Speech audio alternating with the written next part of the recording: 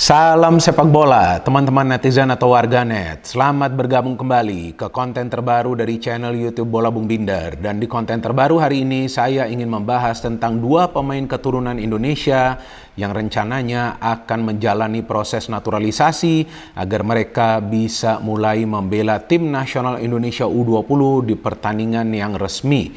Yang pertama kita tahu adalah Ivar Jenner, gelandang bertahan yang saat ini usianya masih 18 tahun dan juga bermain untuk tim usia muda Utrecht di Belanda. Dan yang kedua adalah Justin Hubner, posisinya center back yang untuk saat ini usianya adalah 19 tahun dan dia bermain di tim usia muda klub asal Inggris Wolverhampton Wanderers. Dua pemain ini juga bermain di sebuah pertandingan uji coba bagi timnas Indonesia U20 di Turki lawan klub asal Norwegia Bærum SK yang berakhir dengan skor imbang 3-3. Saya ingin menjelaskan kepada teman-teman pentingnya peran dari dua pemain keturunan ini di skuad timnas Indonesia U20. Nah, jika teman-teman nonton pertandingan uji coba antara Indonesia lawan Bærum SK, maka kalian bisa melihat bahwa dua pemain ini memberikan perubahan yang sangat signifikan dalam pola permainan yang diinginkan oleh Coach Sintayong. Karena seperti yang kita ketahui bahwa Coach Sintayong menginginkan pemain yang bisa aktif bergerak, mencari ruang terbuka, dan juga aktif memberikan passing-passing yang akurat. Dan ternyata memang itu yang dilakukan oleh dua pemain ini di pertandingan uji coba. Dan memang ini baru pertandingan uji coba, juga bukan lawan tim yang kuat kan sebetulnya. Tapi kita kan bisa melihat bahwa dua pemain ini bermain sepenuh hati dan juga tanpa kompromi. Dan bukan berarti karena mereka ingin tampil hebat, enggak. Tapi mereka ingin segera menyatu dengan rekan-rekan yang lain. Karena ini adalah penampilan perdana mereka bersama rekan-rekan yang lain di timnas Indonesia U20. Jadi tampak mereka ingin cepat menjalin chemistry dengan rekan-rekan yang lain.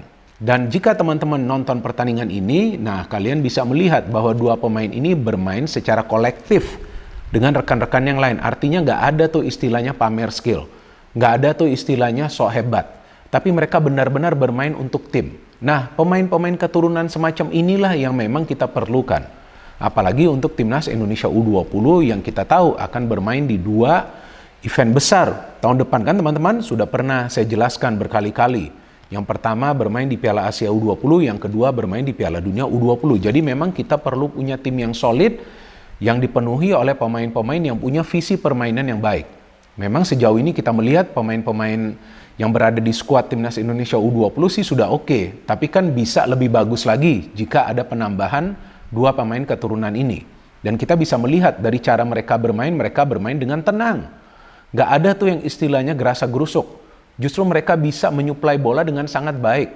Bahkan saya melihat Justin Hubner ini walaupun adalah center back, tapi dia aktif ikut bergerak. Nah, dalam era sepak bola modern teman-teman, center back pun harus bisa pintar menyuplai bola ke tengah atau juga ke depan. Jadi yang diperlukan adalah ball playing defender. Ball playing defender itu adalah center back yang bisa menyuplai bola dan juga mendistribusikan bola secara merata.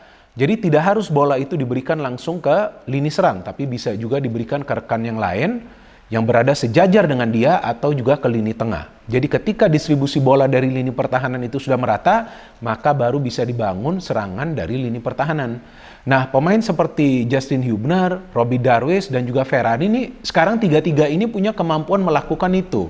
Nah, jadi jika tiga pemain ini bermain secara bersamaan, saya pikir ya defense dari timnas Indonesia U20 akan semakin solid dan juga akan semakin kreatif untuk membagi bola ke depan. Jadi terlihat ini visinya sudah bagus teman-teman. Yang tentu kita harapkan bahwa pemain-pemain lain yang berada di skuad timnas U20 ini bisa terpacu dengan kualitas yang dimiliki oleh para pemain keturunan ini.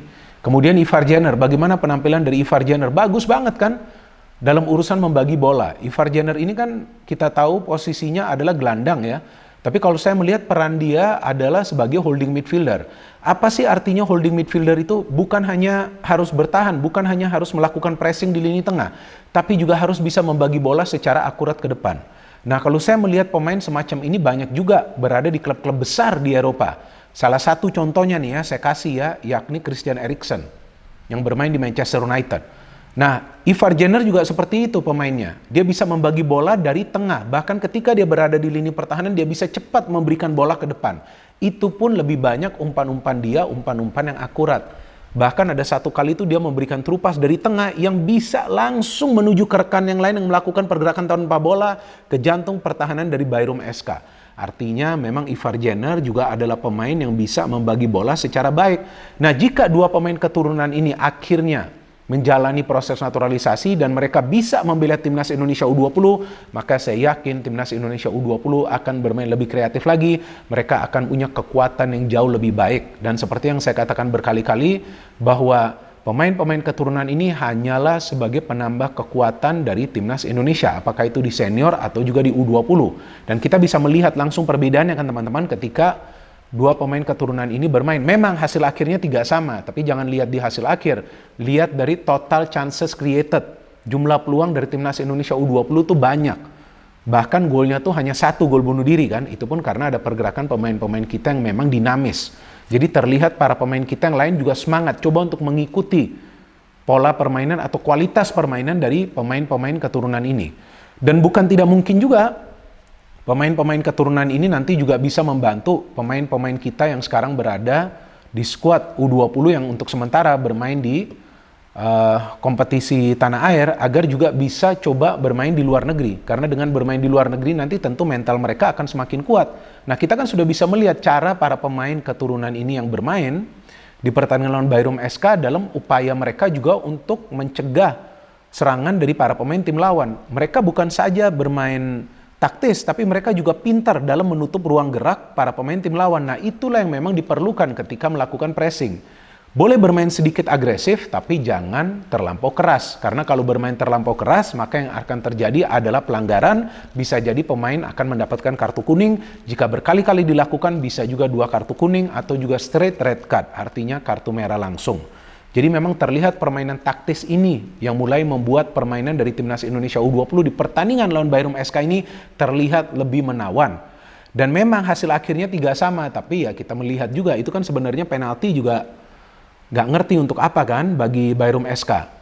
Dan lihatlah setelah mereka mencetak gol, mereka merayakannya secara spektakuler. Seperti mereka sudah menjadi juara dari Liga Champions. Atau juga menjadi juara dari Piala Dunia. Padahal kan ini hanya pertandingan uji coba. Jadi tampaknya mereka juga ingin menggagalkan kemenangan dari timnas Indonesia U20. Tapi selain itu juga kita bisa melihat kerjasama kan antara dua maestro di lini tengah. Marcelino Ferdinand dan juga Zanadin yang berhasil mencetak gol. Kemudian juga Marcelino yang memberikan umpan lob kepada Zaki Ashraf. Yang kita tahu adalah salah satu pemain yang belum lama dipanggil oleh Coach Sintayong ke timnas Indonesia U20. Jadi terlihat sekarang kualitas permainan mulai merata.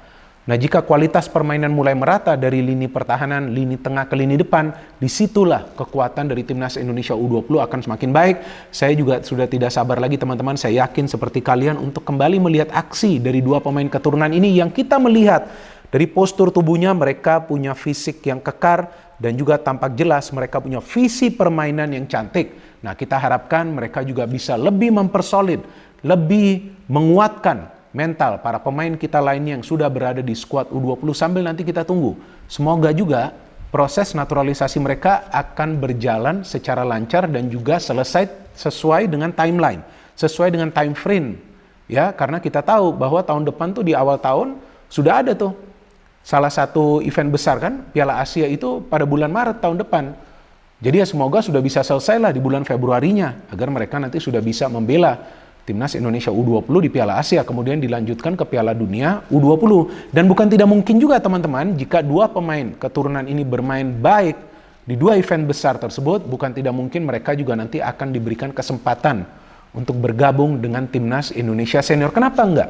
Jika memang mereka bisa memberikan kontribusi secara positif. Marcelino dan Ronaldo Kuate saja sudah menembus kan ke timnas senior. Ya, kita serahkan itu ke pelatih kita saja, Coach Sintayong, yang perlu kita percaya karena Coach Sintayong telah menunjukkan perubahan yang memang kita inginkan, yaitu proses dengan progres yang berkesinambungan. Walaupun seperti yang pernah saya katakan, progresnya ini belum full, masih 30-40%, tapi kan kita sudah bisa melihat perubahan yang terjadi di permainan dari timnas Indonesia senior dan juga timnas Indonesia U20. No hate, no politics, only football. Salam sepak bola.